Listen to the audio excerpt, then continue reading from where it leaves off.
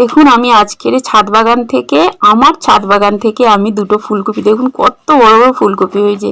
আর মূলো শাকগুলোও খুব ভালো হয়েছে, তবে মূলোগুলো ছোট ছোট হয়েছে, বুঝতে পারলাম না মূলো ফুল এসে গেছে কিন্তু মূলোগুলো বড় হয়নি।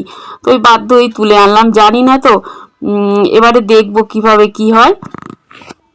তো যাই হোক তুলে আনলাম। আর পরশুদিন কিছু শাক নিয়ে এসেছিলাম, মানে বিভিন্ন টবে নানা রকমের শাক হয়েছিল, তো সেগুলো নিয়ে এসেছিলাম, খাওয়া হয়নি আর সেগুলো ফ্রিজে রাখিনি। মূলো শাকও ছিল, তো মূলো শাকগুলো মানে হলুদ হয়ে গেছে, সেগুলো বাদ দিয়েছি, বাকিগুলো কেটে নিয়েছি। আর এই যে আজকে যেগুলো নিয়ে এসেছি সেগুলো খুব ছোট্ট ছোট্ট করে কেটেছি। আর একটু শুকনো লঙ্কা দেব, মানে দিলাম, আর একটু নুন হলুদ দিয়ে ব্যাস।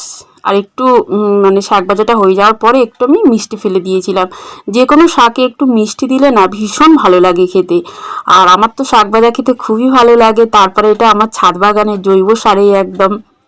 এমনি কেনা শাক তো খেতে ভালো লাগে, প্রত্যেকটা মানুষের শাক কিন্তু খেতে ভালো লাগে, তাহলে এটা তো একদম ছাদ বাগানের জৈব সারে না। তাহলে বলুন কেমন লেগেছে? এত ভালো লেগেছে না কি বলবো, যাদের ছাদ বাগান আছে তারা তো জানেন কতটা ভালো লাগে। আর আমার তো খুব ভালো লেগেছে শাক ভাজাটা খেতে। আর এর সাথে আমি মূলোগুলো ছোট ছোট করে কেটে দিয়েছিলাম। আমার শ্বশুর বাড়িতে এইরকমই হয়, মূলো শাকের সাথে মূলো দিয়ে দেওয়া হয়, মানে ছোট ছোট করে কেটে, খেতে খুব ভালো লাগে। তো আমিও আজকে রান্না করলাম এইরকমভাবে, দারুণ লেগেছে খেতে, একটু মিষ্টিও ফেলে দিলাম।